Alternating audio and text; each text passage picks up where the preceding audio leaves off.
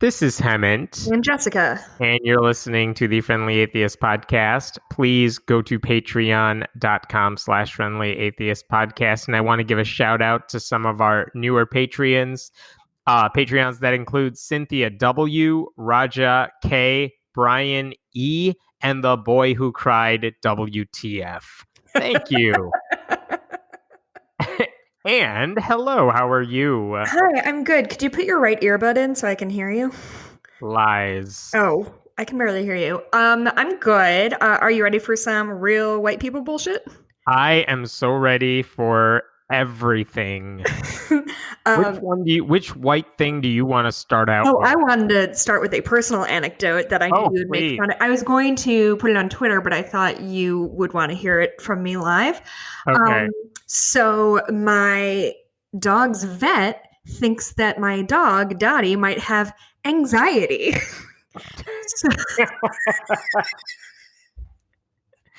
Okay, you're right. You have outwitted yourself. So they suggested some pheromones for her. And so I genuinely did not know dogs could get anxiety. there are dogs who are on Prozac. Wow. Yeah. And I bought a pheromone collar for her, and guess what? It fucking works. Wow. I'm glad. Yay. Yeah, I mean, hopefully she'll stop barking in the middle of our recordings. That could be a good thing. I don't I know, hope man. she's okay. Well, It's a rough time for everyone. honestly, I think my dog is suffering from lack of alone time. Yeah. She's never home alone anymore. Me too, Dottie. Me too. Speaking of white people, let me start off with this story because it's not political and it's like the only thing I have that's not. There is a church called the Asatru Folk Assembly, which, okay, Asatru. Okay. All right. I mean, it's a religion that I had not heard of, and they want to build like their local headquarters in a small city. They want to build the Midwest Regional Center for Asatru Folk Assembly in the city of Murdoch, Minnesota, which is one of those towns that only has a couple hundred people total. So, I mean, why there? Why would you want to build a headquarters of a church in a small city? Especially if you're trying to draw new members, who knows? But here's the deal, like legally speaking, the city said this is residential area. So if you want to build a church here, you can't just do it. You need approval from city officials because we were planning to build houses in this area. So they need approval from city council to build their church. And this week, the lawyer for the church tried to make the case, like, let us build our church here. And there were so many people in this city at the meeting saying, don't you dare let these people in here. Why not? Because if you go to the website for Asatru Folk Assembly and you say, what is this ancestral religion all about? Here's what it says on the website. Is it a cult? It's not a cult. Okay. The lines are always blurry, but go ahead. If the ethnic European folk cease to exist, Asatru would likewise no longer exist. Let us be clear. By ethnic European folk, we mean white people. Wait. Was that you editorializing? No, that is what's on their website. I will keep going. ... The survival and welfare of the ethnic European folk as a cultural and biological group is a religious imperative. Let me read you one more thing. This is on their statement of ethics. We in Asatru support strong, healthy, white family relationships. We want our children to grow up to be mothers and fathers to white children of their own. Oh, no. They go on. Oh, by the way, so the Southern Poverty Law Center says, this is a white supremacist you group, don't say. basically, yeah. Their movement seeks to defend against the unfounded threats of the extermination of white people and their children. This entire group is dedicated to the idea that white people are under attack and we gotta preserve our purity. And they want to open up in Minnesota. And everyone in this town is like, hell no, get out of here. So kudos to Wow. them. Remember when dog whistles were a thing and not just like racist bullhorns? I swear I spent way too much time on their website yesterday, and now I'm sure police are going to come to my door or something. The people in the town went to the city council meeting and were like, we don't want to become the hate capital of Minnesota. And the lawyer for the churches, guess what he said? Guess what his defense was of their white supremacist views? Um, there are all black churches, so there could be an all white church. Not a bad guess. He said, we're not a hate group. We don't hate anybody. We just don't want our children to marry brown people. That's right. We don't hate them. So just to be clear, this is not a legal issue. This is not a religious liberty issue. They do not have the right to open up a church where they want to open a church because the city has already said this has got to be like a single family home sort of place. So the city council is going to vote on this, I think, the day after the election, just coincidentally. That's the date of their next meeting. But very much everyone in the city is like, you cannot allow these people to set up headquarters right here. Yeah, I feel like Minnesota in general is probably extra sensitive about race issues right now. So this would not look good on their resume. Yeah. All right, let's talk about Trump because there's a million stories dealing with him. My favorite one just took place this morning on Friday because Trump, as you may know, Trump has a very high IQ. I know this because he tells it to us all the time. And IQs are science and not bullshit. Correct. And what he said is he retweeted a story with the headline, Twitter shuts down entire network to slow spread of negative Biden news. Because for like an hour yesterday, Twitter was down. It was a huge deal in the Greif household. And Trump spread a story that said they shut it down so no one would spread negative Biden stories. Of course, that article comes from the Babylon Bee, which is a conservative Christian attempt at replicating The Onion, but without anything funny. Yeah. It's just a Christian satire website. They and Trump retweeted it. They have one joke, and it's like, this person identifies as a vacuum cleaner. Like, that's their joke, and they do it over and over. Their jokes about feminists are like, haha, they exist. And trans people, it's always like the joke about trans people is trans people. Yep. Like, that's their humor. I mean, to use the cliche, it's always punching down, but it's like the right-wing Rush Limbaugh humor of, if we call a woman a slut, it's funny. Like, that's what they do all the time. I think it's funny. I'm laughing. Hilarious. Like, and by the way, over the summer, the website, again, this is a perfect example of what I'm talking about. Over the summer, to celebrate Juneteenth, they posted an article that was just straight up racist. Like, haha, KFC will be open today. Like, oh yeah. Even Christians are like that. No. By the way, there was a study done, like a real study done by the Ohio State University that showed a lot of people actually think the Babylon Bee's stories are real, but Republicans are much more likely to fall for them. Yeah, that's unsurprising because a lot of people are pretty non-critical readers, but also like the Babylon Bee is not well known, nor is its name kind of pointing toward what it is. Like The Onion obviously seems weird, reductress. There's some sports one that my husband likes. But anyway, yeah, that is on both of them because it's not good satire if you're like, oh yeah, that sounds about right. Anyway. Right. There's no winks. Trump clearly fell for it. As of this moment, he hasn't deleted it or explained himself or said, you guys, I know it's a joke. No, he hasn't. Because he doesn't. This is also not a joke. During one of his super spreader MAGA rallies yesterday, he's clearly, like, here's where he is in the race. He knows he has to have his Christian base come out and support for him. And then he needs to build on that if he wants to win. Right. He's losing some of those Christian supporters, and we'll talk about that a little bit more in a bit. But he's clearly trying to pander to his conservative base. And so yesterday during the rally, You remember the photo op he took of holding the Bible that's not his outside the church he doesn't attend after tear gassing people? And why did he do that? Down? It wasn't upside down. It was just no. Everything else was stupid. That wasn't one of the reasons. But the whole thing he was trying to do is say, look, if I hold the Bible, you will love me. Because that's all you people like. Like the lip service and photo ops. That's all I need to do because none of you people actually care about substance. So at this rally, he said, someone said to me the other day, you're the most famous person in the world by far. Which, no, that is not a thing that happened. No one talks like that. No other human except him talks like that. And also, who says that to a politician? Yeah. And also, who's talking to Trump for fun? Nobody. Nobody likes him.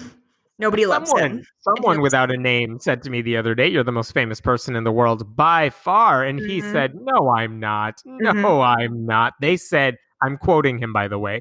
They said, yes, you are. I said, no. They said, who's more famous?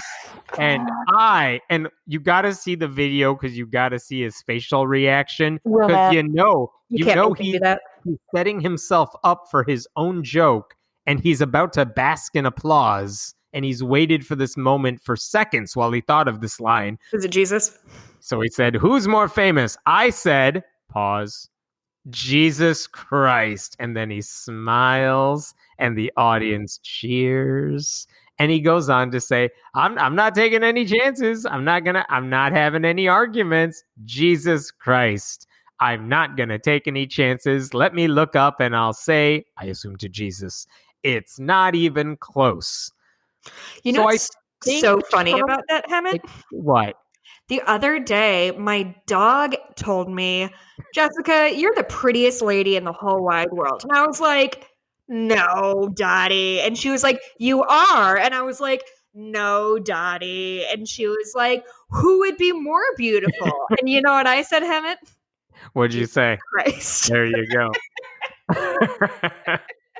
It's a thing that didn't happen and the audience ate it up. It's so embarrassing. Like, if it wasn't horrifying, it's so cringy and secondhand embarrassing. I'm kind of like, remember the Beatles got in trouble when they said like we're bigger than Jesus. Like for a second and for a kind of a joke. Like, we're very popular. It was a joke. It was sarcastic. Or maybe if it wasn't, it was still kind of tongue-in-cheek. Well, and it was also, I think, legitimately true at that point. Like, there were more people bought Beatles albums than were Christians or something like that. I feel like I went down a rabbit hole at that one time. But Trump is, according to, I don't know what ranking that doesn't exist, in the order of global fame throughout history, it's like Jesus, then Trump, then apparently, I don't know, distance. Like, there's no actual published list at which Trump is anything at the top in terms of fame or popularity or anything. If it's most admired person, it's Obama. If it's most popular on like Twitter or Instagram, it's definitely not him. Yeah. Like, I think it's Ronaldo, the soccer star, is the most Instagram followed person. I have to look because I'm like, there's no way he's even close, and he's not. But yeah, like, also, fame is not an objective thing that you can quantify. And also, he made up a stupid story so he could say the word Jesus Christ at his rally and have the people clap and smile while that's the story he came up with. Like, even in his like dumb fantasies, his conversations are always about people just like admiring him. It's genuinely like, if I did not loathe this man with everything I have inside me, I would pity him so much. He has such a pathetic life. Like, he loves nobody. Nobody loves him. He, like, everything the only he person says who is a lie. The woman who sat behind him at that stupid town hall yesterday, and I saw her blurry because she's behind him, and she was nodding during the town hall every time he said something. Like, he would say a lie on the NBC town hall, and this woman behind him, you could just see her nodding her head in approval. And it turns out, oh wait, she's a Trump person. Like, they put her right behind him. A Trump person, as in like works for him. Oh, okay. Trump support. There was also a woman who asked a question who's like, before she asked her question, she's like, "You're so handsome. You have such a great smile." And then it turns out she's voting for Biden. No! You're lying. Is that true? I'm not lying. That is totally true. I want to say I didn't watch either debate because I had a book club meeting at that time. #white people. But what I did do, because apparently this is what politics are now, is I turned on the Biden debate and had it on mute in the background because I wanted to contribute to his streaming numbers because I knew it was going to be a thing. So and it worked. It worked. He got higher ratings online. I felt like a real hack doing it. You have saved the country by being white. Oh, thank you so much. Finally, I used my whiteness for good. So speaking of his conservative Christian base, this is interesting to me because we're not at the point where we can make anything definitive. But let me say two things about his numbers. In 2016, famously, 81% of white evangelicals, give or take, voted for him. Of all the white evangelical voters, 81% voted for Trump. Over the summer, that number actually got as high as 83% among white evangelicals. The Pew Research Center just this week came out with a survey, similar like who are you voting for survey. This one was conducted after he caught COVID, after the first debate. Actually, I take that back. It was after the first debate as he got COVID, I believe. But that white evangelical support is at 78%. Uh-oh. Now, is that within the margin of error with like 83? Yeah. I mean, that's why I'm saying way too high? Yes. Yes, it is. But here's the thing. I was looking back. Pastor Robert Jeffress is one of those Southern Baptist pastors who has defended Trump on Fox News and everywhere else. He said in an interview not long ago, like a month or two ago, that he said he thinks it'll get higher, like the white evangelical rate will get higher for Trump. And he even said, I'm going to quote Jeffress. This is from August. Democrats know they can't win the evangelical vote. And by that he means white evangelical. What they're hoping to do is to shave maybe 4 or 5 points off of his evangelical base in order to tip the election in 6 battleground states. That's really what the end game is here. Well, 78% right there is 5 points off from where Trump was over the summer. And like you said, that's still a lot, but taking 5 points away from the strongest part of his base. And really the base that single-handedly elected him. Like that was because these are the committed voters that fall for his stuff and they're too gullible to like be critical of him. If you're losing some of those people, think about who you're losing among other people less gullible than that. Like, and again, it's early. There's a lot that could happen, obviously. So don't take 78% as if it's the end of the story. But again, if he's slipping there, he's in trouble. And I don't want to get optimistic, but that made me smile. Yeah, I mean, I think the whole jam right now is I like give myself tiny little pockets of optimism of like literally I'll give myself 5 seconds to like imagine a Joe Biden victory and then I go back. But like I'm full on panicked about things. Yeah. The Supreme Court, for example. Yeah. I am no longer full on panicked about the election. I'm scared. I'm terrified. My palms just started sweating when I brought it up. But I'm allowing myself some cautious optimism. My therapist gave me that permission. But like, I don't know, man. Like I don't want anyone to get complacent. I don't want anyone to look at poll numbers and feel confident, but I want people to continue donating and like I'd rather be us than them. Right. But you're right. Don't get complacent. But I'd be panicking more if the numbers were different, you know? Yes. And so I don't know. I keep thinking back. I was fortunate enough in 2008 to be aware of politics at the time, and I was in Grant Park for that Obama rally. Oh yeah. And I wasn't aware of like how to follow election night. So like I was waiting until they announced his victory, not realizing that wait, his victory was probably foretold about 2 hours before I found out about it. Right. But being in that park and watching all those people celebrating, and you could see those videos on YouTube, like just Grant Park, Chicago, Obama, the amount of sheer joy at that. And it would be weird that you won't see those parties this time around because of the pandemic. But also it's like, I remember the happiness of that, and I remember the alone sorrow that I had in 2016, just sitting at like a house and just watching the returns until 3 a.m. And it's dread. It's like, it could flip. It's not going to solve everything, but that's the start you have to have in order to solve stuff. Yeah. I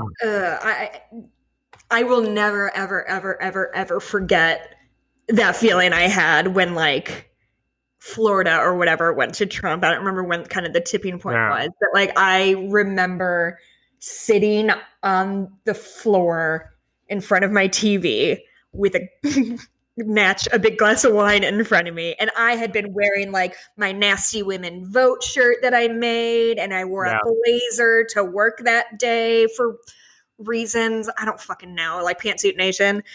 And I voted and came back and thinking, that was good. I feel proud of this. Oh my God, I teared up when I voted for Hillary. Yeah. Like voting for a woman was hugely emotional for me. But I don't know. What is your plan to vote, Hemant? I did it. I'm done. I filled it. I requested the absentee ballot. I filled it out. We dropped it off in person, and it's been received, so I'm done. Oh, good. I'm still getting a gazillion text messages telling me to vote. Fucking many text messages. Holy shit. So many. That's okay. I can ignore those. That's fine. I'm done, though. Mikey I'm not waiting. Are going to early vote in person because we're both. Mikey's main thing is that how you have to like sign your ballot like 13 times. Mikey has a bonkers signature that never looks the same, and he's very scared of his vote getting thrown out. Sure. So go in person so they can't do that. Yeah, and we're gonna go on like a Thursday at 10:30 a.m. or something. Like we're trying to figure out like the least crowded time. We don't want to go first thing. I don't want to go during lunch. Yeah. Anyway, I am optimistic. Not seeing long lines, that's not a good sign, because that's not ever a good thing. But seeing how many people are trying to early vote is good. I mean, the numbers coming out are bananas. Now we have to figure out how to make it rain on election day, because Trump is banking on everyone coming out on one single day now, because he's already poisoned the pot of... Yes. The majority of Trump supporters said we don't trust mail-in ballots. We don't want to do it early because we can wait. Like, they're all planning. This is why the election returns on election day. You may not get an answer that night because you got to count up all those early votes. But Trump is banking on everyone voting that day. And Democrats are banking on everyone voting early, more so. Yeah, so this is obviously totally anecdotal, but I told you. Is bad. Whew. Right. I'm the precinct committee person for my precinct. So part of like basically my main duty is I do door-to-door voting information. So it's like information on the candidates and where they can vote, when they can vote, all that stuff. And it's just information and obviously it's through the Democratic Party. So I'm promoting Democratic candidates, but it's more like a get out the vote thing. So I have a walk list of all of the registered Democrats in my neighborhood. There's like 300 something doors that I was supposed to knock. So I talked to probably, I'd say 70 people, like face to face. Yeah. And one person said they were voting on election day. Everybody else said they were either voting by mail or voting early. Literally one person said they were voting on election day. Good, because that means they have a plan. Like they are interested enough to say, I'm going to do it and I'm going to do it early. Yeah. And that's part of the job. Like people tell you if you've ever knocked doors before, you're usually not convincing anybody to vote for your candidate. You're just making sure you ask them, what is your plan to vote? And people are really off put when a stranger is like, what is your plan to vote? Are you voting by mail? They're like, okay, lady, like, first of all, go away. But yeah, that's the most important thing, is making sure people have a plan. And almost everybody did. Like 2 people said they didn't know how they were going to vote, like in terms of method. Okay. I'm actually surprised, like that, even thinking back now, the fact that I voted in 2016 on election day, I'm like, man, I got lucky that no shit was going down in my life that day, that I could go on election day. And now I'm like, holy crap, like a gazillion weird things. I blame the kids. Like a gazillion weird things happen at any given moment. Of course I'm voting early because I don't want like, oh, the kid fell down, I got to take care of that.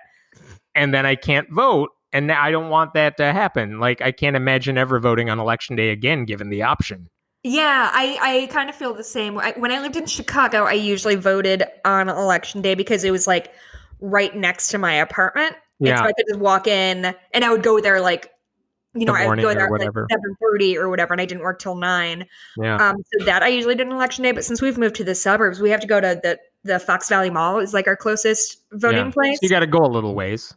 Yeah, I mean, it's not next far, door. But it's, right. It's you have to drive there. And I think since we've lived here for 4 years now, and I think we've voted early every time. Yeah, it really was easy. It really wasn't that complicated if you read the rules, which they make clear. This might be a really naive question, but every state has early voting, right? Or no? Yeah, I think just about all of them. I need to, you double check that. Just about all of them do, for sure. I mean, they have to. It looks like not all of them do. I mean, it's just such a wild thing to, in like the year. I know they limit. Yeah, I know they limit early voting in some states, but I can't imagine they don't have that option at all. Alabama does not have early voting. Of course, Alabama doesn't have it. Oh, Colorado is all mail-in voting. Did you know that? Yeah, and what was the number? Their crazy returns, like it was 2,600% over what it was in 2016 by this date. It was insane. So good. Do you want to talk about this Supreme Court thing? Because that actually happened this week. I kind of now just want to talk about every single state and their election policies. While you look that up. Yeah, so let's talk about the confirmation hearing, which happened this week, which as someone whose job is basically to watch this shit, I could not watch all of this shit. My gift to myself was to not watch a fucking solitary second of it. Part of it is it's an illegitimate appointment at this point. Part of it is Republicans who don't even care about her answers to anything. They don't ask real questions. They just spend their time praising her or asking her gimme questions, which she still failed. Ben Sass asked her, like, well, what's in the First Amendment? And she screwed up. And she still screwed up. It was some like Rick Perry bullshit. Like, oops.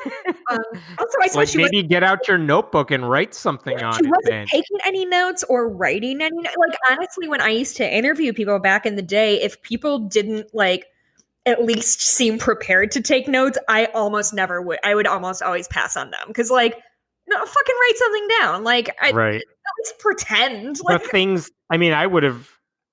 I wasn't impressed by the lack of notes, but also you can always write down these are the things they're asking because every politician will ramble on for a while. It's like, oh, they want me to talk about this. Those are easy things to jot down. Whatever. That's besides the point. I will say she didn't answer anything, which she thinks is a strategy. Like, I can't answer a question about climate change. What if it comes up? I saw a thing, sorry, I'm interrupting you, but I saw a thing about a bunch of law students because she kept saying, I can't answer anything on hypothetical questions. Which is all law school. Yeah, it's a bunch of TikToks of law students with like their giant fucking books like, cool, don't need this, don't need that. I would like a refund on my law school, please. Yeah, I saw some of those. They were hilarious. I will say, she won't answer any questions. Because she's like, I don't know what I would do if a situation came up. It doesn't matter what I signed these anti-abortion petitions in the past, because my personal views are now out the window because I'm a justice. But I will say every anti-abortion group and every anti-gay group is already looking ahead. So the National Organization for Marriage, which is an anti-gay marriage group, Sheldon Whitehouse, the Democratic senator, even cited them as one of the groups that is fighting for her confirmation. They sent out a message to supporters that basically was like a victory party for overturning Obergefell and making sure marriage equality isn't nationwide. They wrote down in their email, after 2015, people said we were crazy to think that was possible. The overturning, I mean. We were mocked and ridiculed, ... Regardless, nom, pressed on their nom. And now the supposedly unthinkable is clearly within sight. They don't think we're crazy any longer. Like, first of all, Well, yes, we do. I never thought they were crazy. I thought they were evil monsters. Yes. And Do but not get they're those all, things mixed up. just to be clear, they're not even talking about the abortion thing, which is the thing everyone says is on the chopping block. They're talking about overturning marriage equality, and they're like, "Yup, it's gonna happen. We're so close to it." I do not know which one I am more stressed about.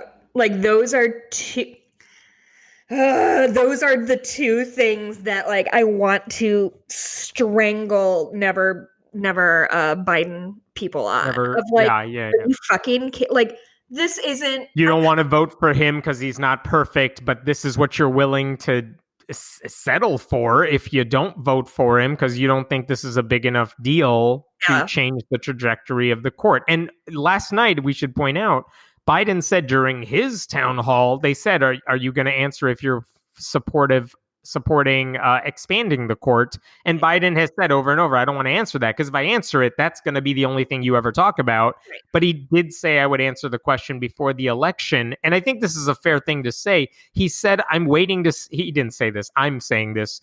He said, basically, I'm waiting to see what Republicans do with her nomination because they can go through the motions of a confirmation hearing. Right.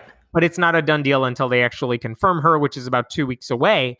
And if they confirm her, I hope he will say, look, they've now gotten 2 illegitimate judges on the court, stolen 1 seat, ran through this one, and then there was Kavanaugh in the middle. Like, we have to expand the courts, whatever, because now he can get away with it. It's too close to the election. Yeah. And the other thing with the Kavanaugh thing is that Justice Kennedy sort of retired out of the clear blue sky. Yeah, in order to get Kavanaugh, who worked for him, in there. So, like, you can argue they've now tipped the courts in Republicans' favor, and it's illegitimate in a lot of ways. But basically, look, if Democrats win the Senate, if they win the presidency, none of it matters if you have a 6-3 court that could undo anything they want to undo. And there's a couple more points I want to make about this Supreme Court. 2 congressmen, Jared Huffman, the open humanist in Congress, and Jamie Raskin, they both are part of the Congressional Free Thought Caucus. They pointed out something even scarier, which is to say it's not just marriage equality that could be under fire with this 6-3 conservative Supreme Court. They said, I'm quoting here from a statement they put out, any government that can turn the clock back to discriminate against same-sex couples can also turn it back to discriminate against interracial and interfaith couples. Basically saying if there is a religious argument that some Christian business owner doesn't want to, I don't know, make a wedding cake, the same wedding cake they would sell to a straight couple, I don't want to sell it to this couple because it's an interracial relationship and my religion says that's not okay. I realize that's a fringe belief, but if you're making the argument that religious liberty, religious freedom triumphs overall, that's a thing the court could then say, all right, well, I guess this is the logical end game of that. If Kim Davis or a future Kim Davis says, I'm not going to sign this wedding certificate because you two are of different religions and my religion doesn't allow that to happen, that's the religious freedom argument that this... Do you think that's a legit concern or is it more of a slippery slope argument? I don't think it's slippery slope. And this is the point they were trying to make, which is that we realized you're going to say this is slippery slope. Of course, no Christian is out there saying we oppose interracial marriage. No politicians are really defending that or anything. What they're saying is the arguments they would use to take down same-sex marriage rights and LGBTQ rights in general, the arguments you make to limit those rights could easily be used by other people who say, well, if you're letting that business owner get away with it, I'm a business owner and my religion says I don't have to support interracial couples. It's not that it's common, it's that logically that could happen. And their argument is we shouldn't allow religious freedom arguments like that to win out. But if you confirm Amy Coney Barrett, they will win out. Like, she's made that very clear. Her supporters have made that clear. And this is what happens with the conservative supermajority on the court.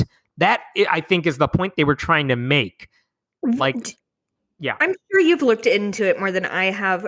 What would the consequence... So if if the gay marriage law gets overturned, it throws back to the states, right? Right. So what I'm trying to think. So I'm thinking of the wedding I officiated in 2015. So I married them. They got married in Illinois, and now they live in Portland, Oregon, because that's where lesbians have So to move. both of those are fine for Fine. same-sex So marriages. say they move to Kentucky. Is I don't know. I don't know what that looks like. I'm not sure what the specifics would be, but the state may say we don't recognize your marriage. You don't have no legal rights as a married couple here. So, I mean, I am hypothesizing here. If one person's in the hospital, the other person, they could say you can't come in to visit your partner in the hospital because you're not family. Adopting. Right. A federally funded adoption agency that says, sorry, we're not working with you. We don't work with gay couples because we believe in Jesus here. Even though they get federal funding, the state could say, yeah, I mean, they're fine. They can do that. That's already like on the chopping block now. So that's the fear. It's the same as abortion. It's if you have the money and the ability to move to a state where, tolerance is a thing, then you'll be okay. But not everyone has that luxury. Not everyone has the ability to move out. And that is the bigger fear. Rich people are always going to be able to get abortions. And man, I don't know. I'm so sweaty over this. There was an article in Slate that I thought was worth pointing out. Mark Joseph Stern, who does just awesome, easy to understand legal analysis for them, put out a statement saying, look, he's fully on board with expanding the court. Add more justices to it. I don't think that's a slippery slope at all. Because you could set the boundaries to that. You could say, look, we're expanding the court, and here are the new rules for term limits or whatever you want to put for judges. I'm fine with expanding the courts. He is too. What he said, and this is the thing to bring up, he made a pitch that said, if Joe Biden wins and if Democrats win the Senate, it's still going to be a hard sell to convince some Democrats to expand the court, and you're going to need every one of those votes, right? Mm-hmm. So he said, and you're going to have a hard time selling it to the American public because Republicans will act like, oh, how dare they do this power grab? We would never do such a thing, right, which is BS because that's what they do. Again, we've said this before. Republicans are fine with changing the number of justices on the court when it suits their needs. They were willing to let it shrink under a possible Hillary presidency by never confirming anybody she nominated. And now they're just adding on people because they can add Republicans. They don't need to expand the court because it's already expanded in their favor. So I don't buy the both sides argument on this. But here is what he is saying. Right now, let's say there's an anti-abortion case that could, in theory, just eradicate abortion rights nationwide. Mm-hmm. You have to have 4 of the 9 justices say, yeah, we'll listen to the case for it to even come to the table. And right now, for whatever reason, we are not privy to their deliberations. The Supreme Court has not taken the sort of cases that could overturn Roe v. Wade or could eliminate. They might go on the fringes and say like, oh, the abortion clinics hallways have to be a slightly larger size, but they haven't gone to the heart of the issues. Okay. Mm-hmm. So his argument is, why are they not taking up those cases? It is possible that the liberal justices are saying, well, we don't want you to take this case because we don't like the possible outcome here. Right. So we don't want you to do it.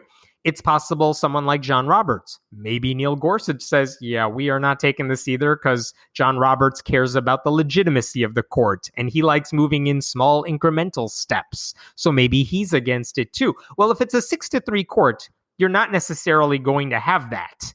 You're not going to have that check on those crazy cases, right? Mm-hmm. So his argument is, you know what? Those liberal justices should do us all a favor and go ahead and vote to take up the sort of cases that would overturn Obergefell, that would overturn Roe v. Wade. Force your colleagues to issue a ruling on those things now. Like because Amy Coney Barrett. No. Oh. With her there. Oh, okay. Make them vote on it. And the short-term answer is they may very well overturn marriage equality. They may overturn Roe v. Wade. And that is bad. But if they do that, if Democrats are in power, they would have the ability to pass a law to fix that. They would then have a case to make, not a hypothetical case for expanding the court on the premise of like, well, a conservative supermajority might do X, Y, Z. You could say, well, look, they just overturned marriage equality. Now are you ready to expand the courts? And now that's an easier case to make while the Democrats are in the position to do it. Because the worst case scenario would be Democrats have the ability to expand the courts. They don't do it because they're cowards. And then like 2 or 3 years from now, when that 6-3 court is still there, they go ahead and take those Roe v. Wade cases. They go ahead and overturn Obergefell. And the Senate doesn't look like it's going to be in the Democrats' favor in 2022. Like whatever Senate the Democrats could have right now, that's as good as it's going to get for a while. Mm-hmm. So pull the Band-Aid now. Make it bad now. Make the argument that we need to expand the court now because look at what they're doing instead of waiting until you have no power to do it because the court could easily slow walk those cases, not take them up now, wait till Democrats are out of power, then go full force and do everything we don't want. So Mark Joseph Stern's argument is liberal justices, do us all a favor, take on the bad cases you have been hesitating to take up, maybe because you want to save us. Take them now, get the bad results, get them out of the way now. So let us know if abortion is a constitutional right. And if the answer is no, we have the possibility of being able to do something now. Give us that opportunity. I don't know. I read that. I'm like, that's sad and scary, and also that may be what has to happen because I don't think enough Democrats. I've gotten this online too when I've said expand the courts. Plenty of Democrats are like, well, Republicans will just expand it later. Like they'll make stupid arguments for why we shouldn't do that. I don't think they understand the gravity of the situation. And that, again, Republicans are already expanding the courts. It's not in response to what Democrats would do. Democrats are responding to what Republicans have already done. So like the idea that, well, Republicans will just expand it with more people and then we'll have more judges than people in Congress. Like, no, it's a stupid argument. And you know what? Even if that happened, that's what's going on now. So what are you pretending like it's not going on now? Well, good job, Hammett. You've End of my rant. All the way the fuck out. My job here is done. I hope you get anxiety. Get anxiety? I'm sorry. More anxiety. I haven't stopped flop sweating since like March. Let's talk about Sean Feucht. Who the fuck is that, Hammett? He is the Christian singer / worship leader / mega cultist who is holding super spreader COVID concerts all over the country, singing his Christian songs. And he's like, Christians, we have a right to worship. Come to my concert. You don't need to wear a mask. You don't have to socially distance. And he brings together hundreds, if not thousands of people in all of these cities and then leaves while they spread the COVID. He was in Nashville this week. And again, didn't get a permit. He posted on Twitter, a police officer escorting me out tonight said he estimated 9,000 to 10,000 worshipers filled the courthouse steps. The church will not be silenced. All caps. These fucking people, I swear to fucking God, it's this mentality of rules don't apply to me because of God is going to do my entire head in. Like it is this result of a century or a half century of people kowtowing to the religious right to the point where they see no consequences for their actions. And here we fucking are. Yep. And he's been doing this everywhere. He's still doing it. He always says like, well, these are protests, I'm just like Black Lives Matter. Ha ha ha. And so he just keeps doing this. I finally this week in Nashville, they finally responded in a way I haven't seen other cities respond. The Metro Public Health Department said he never applied for a permit or an application to the health department to hold something like this, which could give him grounds to take some legal action against him, but I don't know yet. They wrote at the end, the health department is very concerned by the actions that took place at the event. We are investigating and will pursue appropriate penalties against the organizer. I mean, I hope they do. No one has been able to lay a hand on this guy so far. But I mean, again, unless criminal charges are brought against him, I don't know. This won't stop because he's, like you said, he's on this like righteous crusade. He has an ego that he thinks he's doing something on behalf of Jesus when really he's just putting his Christian fans in danger. And again, I've said this before too. If an atheist did that much harm to that many Christians in one place, it would be a hate crime. But because he's doing it, it's just an outdoor church service. I'm so tired. Aren't you tired? I'm so tired. You know what I was excited about? Like people saying that the Joe Biden town hall last night, it was boring. He was like, Mr. Rogers said a supporter of Trump, as if that was a bad thing. Wait, but it's like, I saw the Mr. Rogers thing. Somebody compared him to Mr. Rogers as if that's an insult. Yes, Mercedes Schlapp, who's one of the president's campaign people, is like, oh, this is like watching Mr. Rogers' Neighborhood. And everyone's like, do you realize that's a cell phone? You mean the most beloved children's figure of the 20th century? That Mr. Rogers? The guy yeah. For comfort and for comfort, visible like person who personifies dignity and kindness. That Mr. Rogers? He's like, that would be horrible to go back to that. Puppets? Yes. President Daniel Tiger over here. You'll know when. Am I living in a different reality? Like, yes. I swear to God, like it. Can you imagine having a week? Can you imagine having a week of stories that doesn't have to revolve around, this idiot because he's out of office? Can you imagine late night comedy shows having the ability to joke about anything else because they don't have to constantly make it about politics or TV shows or books that aren't just about him and the corruption?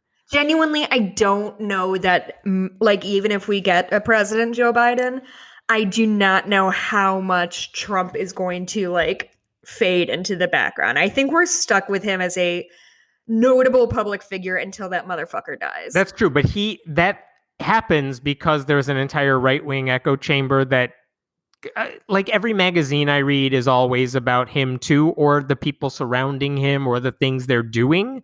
Like, I feel like I've said this before. I can't remember the last time I read books. Like, rarely do I read a novel or a book that's not about politics or religion. You know what I mean?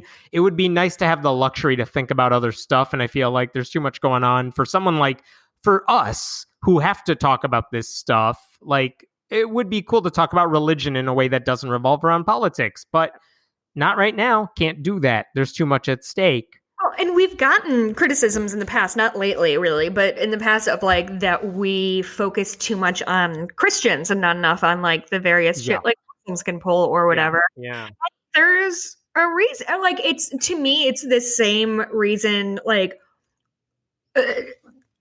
you have to attack. Like, we have to focus on something that's doing active harm to a lot of people, and like. And that sucks because there's probably shit that's flying under the radar that requires not our personal attention, but like the focus of people like us. And I don't have the bandwidth for it. Did you, at the beginning of the pandemic, did you watch John Krasinski's like good news show on YouTube? Yeah, for like 3 weeks.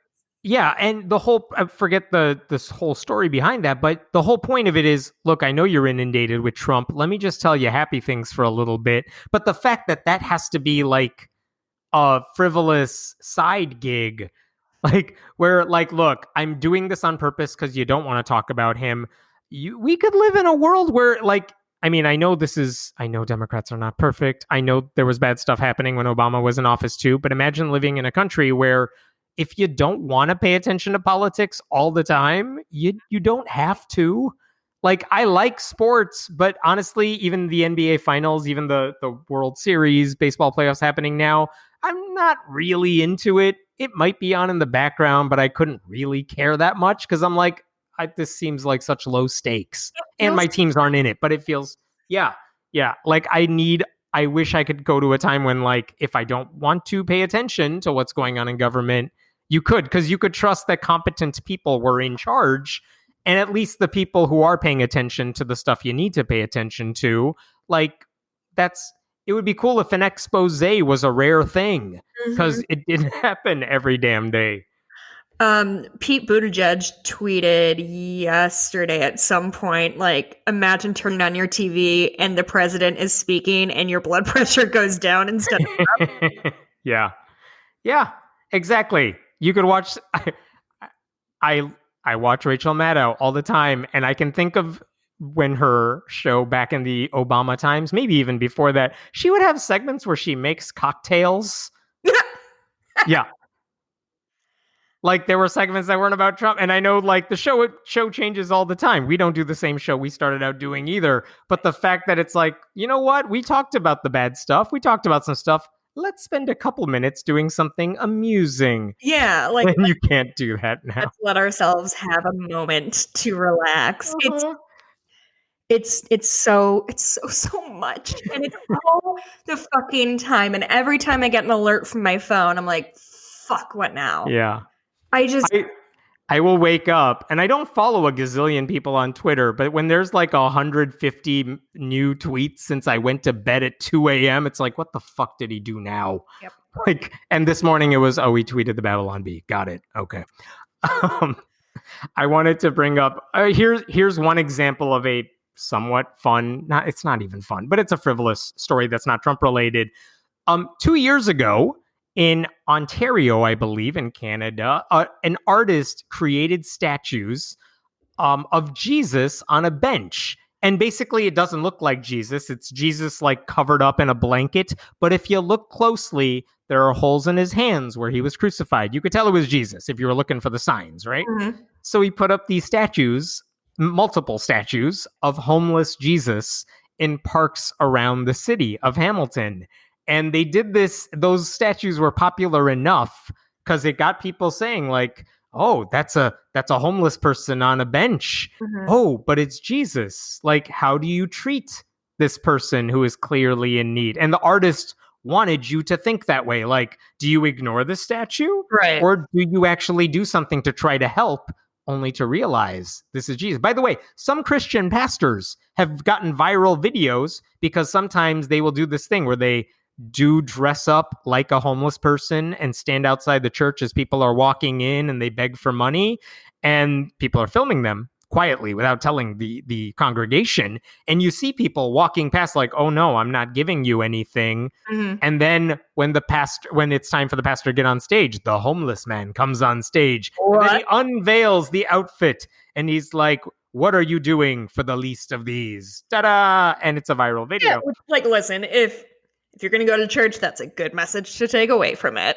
Yeah, I don't doubt that for a second. And that's the point of these statues. That's the reason these homeless Jesus statues have been going around the world for a couple of years. So in the city of Bay Village, Ohio, St. Barnabas Episcopal Church just got one of these statues for like a month. They got a loan for like a month, mm-hmm. and they installed it outside their church. And 20 minutes after they installed it, someone called the cops. And the pastor tweeted about this later, saying it was 20 minutes after we installed it. But he basically said the conversation he had with the cop said someone reported a homeless person sleeping on a park bench. I should say the person who called, we don't have their name, it doesn't matter. The person who called said it might be a statue. I'm not sure. Really? Yeah, they did say that. The cops but they wanted to call the cops just in case. And somebody was lying on a bench like a real asshole. Yes, and Father Alex Martin basically said, look, the reason we wanted to put up this statue in our community outside of our church is because we live in one of the wealthiest parts of Ohio. Mm-hmm. It is, I want to read this right. It is the 18th wealthiest suburb by median home income. I don't know if that's all of Ohio or Northeast Ohio, but it's a wealthy area. So homelessness is not a real problem in their community. So we said, I wanted to put this statue, the homeless Jesus bench statue, out there because maybe it makes people pause and stop and think about what are we doing to help those who don't have the privilege we do. Mm-hmm. He said he hoped it made it quote, a bit kinder and gentler with one another. That's what he wanted to do. And also, by the way, they were raising money to help people who are less fortunate as part of the art exhibit. And then someone called the cops. I should say the cop reacted fine too. Like, they went to talk to the pastor. Like, I'm sure they had not in a bad way. They had a good laugh about it. But the whole point was, if you call the cops on that situation, what if that was a real person? What if you call the cops? Like, there's a good chance something. That person is dead now. Yeah, it could have ended really badly. It was like the Central Park guy watching the birds, and then the woman's like, I'm going to call the cops on you. He wasn't doing anything bad, but the fear of calling the cops is something bad could have happened because of the allegation. Did you hear another story came forward that she later called the cops again and said he assaulted her? So she made the same excuse about another dude. Oh, it was a different guy? I thought it was the same. It was a different guy. Yeah, it may have happened before. What are y'all doing? Yeah. But the statue in Ohio, I mean, it worked. It got people talking about homelessness. And now with the publicity after someone calls the cops, it's good art. And it gets people talking about, like, okay, what would we have done in this situation had it been an actual homeless person? Because again, this is the whole defund the cops movement. Like, you don't want a cop coming out to that. You need a social worker. You need someone who can help that person get the help they need. You need affordable housing that person can get into. There are things you could do if there are homeless people in your community that are so much better than call the cops and make them get out of here. Yeah, I would say call the cops. I was going to say at the bottom of your list, but I'd go ahead and just strike it off your list altogether. I would say don't call the cops on homeless people in general. Trying to sleep and do nothing else. That person wasn't bothering anyone because it was Jesus and he wasn't moving. Yeah. So does it feel like every once a year a story comes out that, like, oh, hey, Norway figured out that if we give homeless people a house and like a couple $100, they turn their life around real quick, and everyone's like, yes. What? If you just give them money, things are better. How does this happen? It's cheaper overall for the city to just give them like $1,000 a month than to like put them in jail or. Oh my God! Which, by the way, again, that is kind of what the defund the police movement is basically about. Saying, why don't you reallocate the money that goes to cops into paying for stuff like that into social workers and guaranteed income, things like that. And we would be in a better society that has fewer problems that the cops are supposed to take care of, but they don't have to because you wouldn't have them to begin with. A couple months ago, I had a moment like that of like, I had a friend who was having a crisis in Chicago, and I'm, we're 30 miles outside Chicago right now, and there wasn't anything I could do to physically help him. And I was like, it would be super helpful if there was a hotline I could call and be like, hey, I think my friend is having a mental health crisis. Could somebody please go help him and not have a gun? Yeah. Because I'm not going to fucking call the cops on my buddy. Like, but I was scared for him and needed help, and that's not a resource I have. Right. So, hey, the art is working, like you said. Good. I feel like I'm done for today. Yeah. Where do we find us anymore? Really quick before we move on, the whole thing about the stem cell. Thing. Go for it. There's an anti-abortion group. So for background, there was a antibody cocktail that Trump got for his COVID-19, and it was revealed that it was tested using stem cells that were derived from a fetus that was aborted in 1972 in the Netherlands. Yeah, not the cocktail he received, but the research that went into creating that cocktail would not have been possible if not for the stem cells they got from an aborted fetus decades ago. Which, if these people got their way, that would have never happened, never existed. We wouldn't have had that medication. They said that they've been criticized. The anti-abortion side has been criticized basically for that hypocrisy. Like, hey, isn't this your boy? He's taken the abortion drug. Like, what do you got to say about that? So all these groups told, this is a Business Insider article, they said they would not engage in this controversy because they believe that the cells used in testing bore little connection to the 1972 abortion and others because antibody cocktail itself didn't contain traces of fetal tissue. They have no criticism of Trump. They support him because he opposes abortion and has vowed to overturn Roe v. Wade. I don't know, man. Like, these people are monsters. Like vegetarians who use animal products. Like, well, I didn't kill the animal. Like, they don't make that argument because it's a stupid one. I don't eat meat, but I love my leather shoes. Yeah, like it's the same damn thing. Like, don't. And again, in the Trump case, it's medicine theoretically that he needed to live, and that's fine. Like, I don't even know if the drug cocktail is the thing that helped him necessarily, but the point is, if the research is beneficial to the point where it could save lives, we should be wanting to do more of that research. That research is not bad. And by the way, it's not like they, tore off a baby's head to create it. This is an aborted fetus that they were going to discard because that's what you do when you perform that sort of procedure. And Planned Parenthood sometimes has said, they got in trouble for this. They said, look, if researchers need this stuff for their work, just pay for the shipping and handling. We will send you the material. Otherwise, we're going to discard it as we have to. Yeah. And people got mad they were like, they're selling babies. They're selling it. They're making money. No, they're not. One could make an argument if we were still in a place where logic meant anything. One could make an argument that stem cell research is highly pro-life because we are helping people who are alive and walking around and are fully formed human beings who we don't want to die. But that's only in a world where words have meanings. I'm tired. I'm so tired now. Can I take a nap? It's 12:30 on a Friday. 3 more weeks. You're not allowed to sleep. 2.5 more weeks. Then you could take a rest for a couple hours. Yeah. So yeah, you can follow me on Twitter. I'm at Blueberry, BLUEBURIE. I'm almost at 2,000 followers, Hammett. Look at you. Big benchmark. You are hitting the 1 million moms number right there. I just want to be verified so bad, just so I can access whatever y'all blue check marks have. Oh man, they send us a package every week. It's great. So yeah, you can follow me there on Twitter. You can always email us at friendlyatheistpodcast@gmail.com. Oh, wanted to let you know that I know I always plug my Etsy store.